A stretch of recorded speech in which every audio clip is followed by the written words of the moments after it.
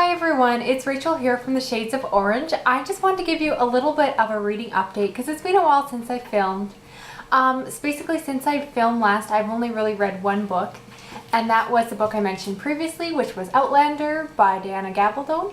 I really enjoyed this book. It just took me quite a while because it's I think 850 pages, or at least my copy is, so it took me a little while to read, but I really enjoyed it.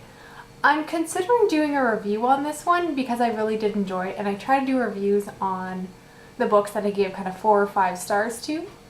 But I'm not sure if I will, just because it is a bit of an older book and I feel a lot of people who would want to read it have already. So let me know if that's something you're interested in seeing.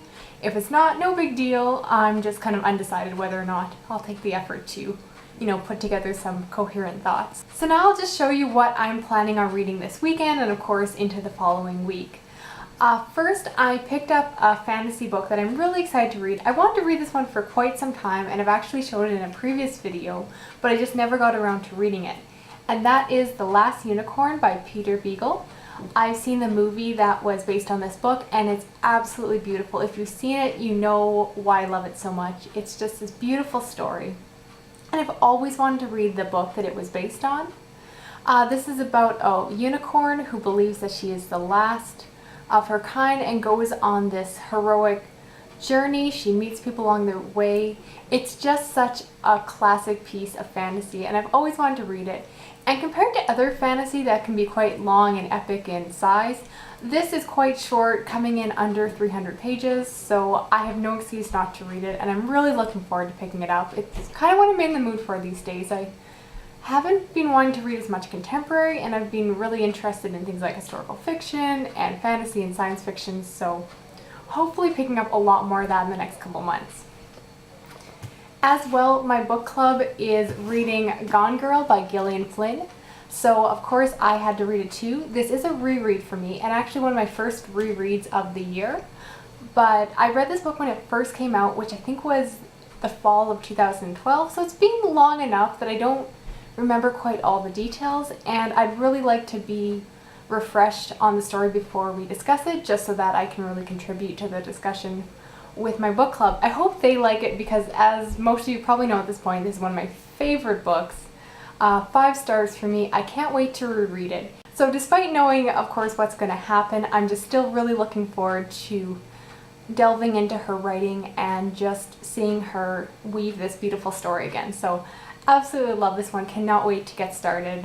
I've been basically looking for an excuse to reread it since I first read it. And I also picked up a few graphic novels to read. It's been a little while since I've read any graphic novels, so I was really looking forward to picking something up again. The first one I got was Why the Last Man by Brian K. Vaughan, and this is volume 3 of the Why the Last Man series. I believe the title is One Small Step, and just really enjoying this series. I know I've showed these books before, and they're just a lot of fun. I'm happy to say that, I think there's 10 volumes in this series, so just really enjoying the story and knowing that there's more story to come. So I'm probably going to try to keep reading at least 1 or 2 every month until I'm done. I'd love to finish this series this year, and I know it's a lot of fun. And the last book I want to show you is actually a manga, and it's a little bit different than anything I've read before, but I'm really looking forward to it.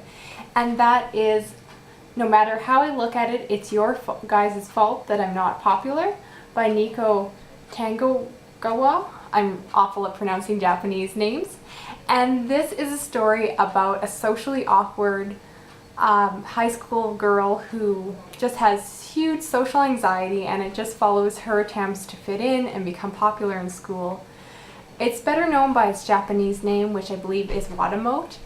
And the reason I got interested in this was because there is an anime which is available on Crunchyroll if you have a subscription. And the anime was hilarious. My husband and I were just laughing watching it. And we're not usually fans of comedic anime. We tend to more enjoy the serious storylines.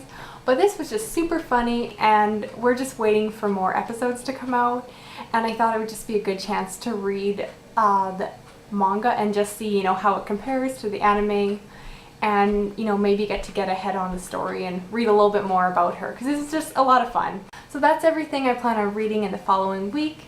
As always, please share your thoughts on the books that I showed you, or let me know if there's a book that I should be reading that I'm not currently reading, or just let me know what you're reading this weekend. It's always good to catch up with you guys. Hope you're having a really good day. Talk to you later. Okay, bye.